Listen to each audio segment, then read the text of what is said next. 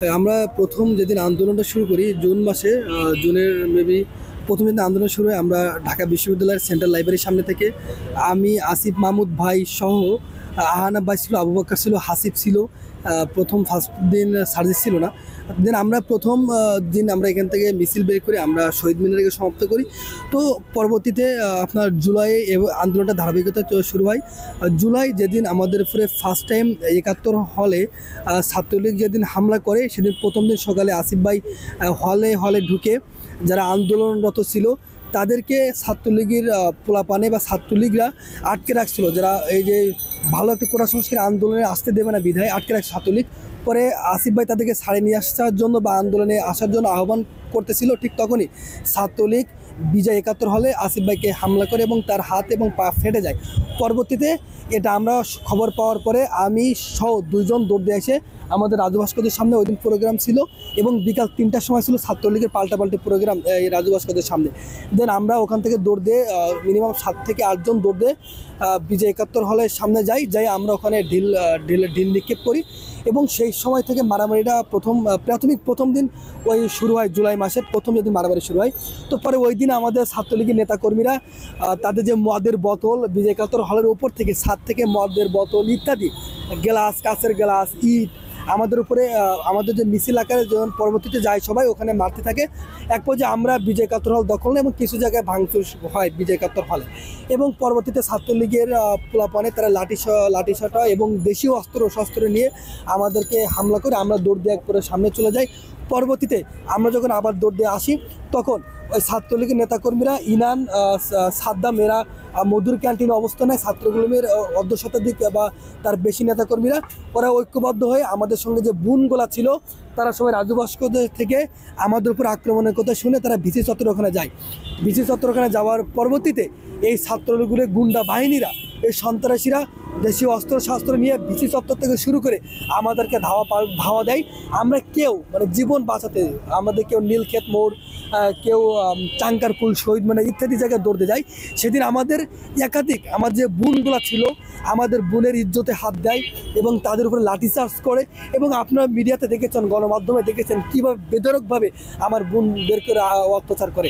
সেদিন আমি গুরুতর আহত হয়, আমাকেও ছাত্রলীগের পোলাপানে ভিসি চত্বর ওখানে ফেলে আমাকে দোবাইয়েছিল। আমার পায়ে হাঁটুমালায়ও প্রচণ্ড ব্যথা পায়, আমার হাঁটতে পারে। ওই দিন আমি ইসলামিক সেন্ট্রাল হাসপাতালে আমি খুব চুরি করে এখান থেকে বেরিয়ে রিক্সায় করে আমি সেন্ট্রাল হাসপাতালে যাই, ওখানে আমি চিকিৎসা নেই। একই সাথে ওই দিন আমি, নাজমুল ভাই, আসিফ ভাই, আহানাব ভাই আমাদের যাবতীয় চিকিৎসা খরচ ওখানে বহন করছিল। একাধিক নেতাকর্মীরা কেউ ঢাকা মেডিকেলে, কেউ হলো আপনার পিজি হাসপাতাল, কেউ গণস্বাস্থ্য একাধিক জায়গায় চিকিৎসা নিয়েছে। কিন্তু ওই দিন যারা ঢাকা মেডিকেলে অবস্থান নিয়েছিল চিকিৎসা করার জন্য, ঠিক সেখানেও ছাত্রলীগের নেতাকর্মীরা যায় তাদের উপর হামলা চালায়। এমন করে ওই দিন থেকে আমাদের উপরে ছাত্রলীগ চড়াও। ওই দিন রাত ৩টার সময়, ওই দিন রাত মেবি ৩টার দিকে ওই দিন আপনার সেগুন বাগিচা এবং পল্টন থানা ছাত্রলীগের নেতাকর্মীরা এবং আপনারা জানেন যে পুরান ঢাকার হাজী সেলিম সন্ত্রাসী তার নেতৃত্বে এই পল্টনের এই মোড়ে বা শাহবাগ মোড়েই তারা আওয়ামী লীগের নেতাকর্মীরা ঐক্যবদ্ধ হয় লাঠিসোঁটা নিয়ে। আমরা এখানে ব্যারিকেড দেই, এই যে আপনার চারুকলার ভবনটা রয়েছে ওখানে আমরা ব্যারিকেড দেই। এই সাইডে পুলিশ, এইখান থেকে ওই থানার সামনে যে পুলিশ ব্যারিকেড দিয়ে রাখছে, আমরা সামনে ওখান থেকে ছাত্রলীগের নেতাকর্মীরা রাত ৩টার দিকে ঢিল মারে, আমরা ওখান থেকে ঢিল মারি। তো সেদিন ছাত্রলীগের পুলিশ ছাত্রলীগের নেতাকর্মীদের সাপোর্ট নিয়েছে বা আমাদের উপরে আক্রমণ করেছে। ওই দিনও আমাদের বেশ কিছু নেতাকর্মীরা যারা শাহবাগে বা পিজি হাসপাতালে চিকিৎসাধীন ছিল তাদের উপরে নির্মমভাবে নির্যাতন করেছে।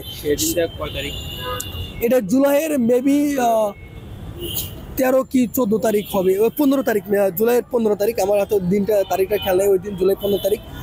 তো ওই দিন থেকে আসলে আন্দোলনটা একটা আন্দোলন যে সফলতা পাবো আমরা ওই দিন আমরা বুঝতে পারি। কারণ আপনারা জানেন একটা আন্দোলন সফলতা পেতে গেলে সেই আন্দোলনে বা সেই জায়গায় বাধা না আসলে সফলতা হয় না। এবং বাংলাদেশের ইতিহাস যদি দেখেন, বাংলাদেশের ইতিহাসে রক্ত না দেওয়া পর্যন্ত এই বাংলাদেশের ইতিহাসে কোনোদিন তাদের আন্দোলন বা তাদের দাবি, যৌক্তিক দাবি সফলতা পায় না। যেদিন জুলাই 15 তারিখ আমাদের উপরে যে হামলাটা তারা শুরু করেছে ছাত্রলীগের গুন্ডা বাহিনী, সেদিন থেকে আপনার আওয়ামী লীগের যে পতন বা শেখ হাসিনা ফ্যাসিস্টের যে পতন, এটা প্রথম ধাপ অতিবাহিত হয়েছে বা কার্যক্রম শুরু হয়ে গিয়েছে। আমরা মনে করছি যখন আপনাদের বোনদেরকে হাত দিয়েছে, আমার বোনদের ইজ্জতে হাত দিয়েছে, সেদিন থেকে সারা বাংলাদেশের মানুষ ঐক্যবদ্ধভাবে তারা ঘোষণা দিয়েছে, রাজপথে নেমে গিয়েছে। আপনারা সোশ্যাল মিডিয়ায় দেখেছেন, ভাইরাল হয়েছে। আমার অনেক বোনদের, আমাদের রোকেয়া হলের মেয়েদের, আমার বোনদের ঠোঁট ফেটে গিয়েছে, মুখ ফেটে গিয়েছে। আপনার হাসপাতালে নিয়ে যেতে পারেনি আমার বোনদের, রাজপথে কাতরে আছে, আমার বোনদের রাজপথে চিৎকার করেছে। তারপরও ছাত্রলীগের নেতাকর্মীরা আমার বোনদের গায়ে কিভাবে স্পর্শ করেছে, কুলাঙ্গারে বাচ্চা ছাড়া আমার বোনদেরকে এমন স্পর্শ করতে পারে না।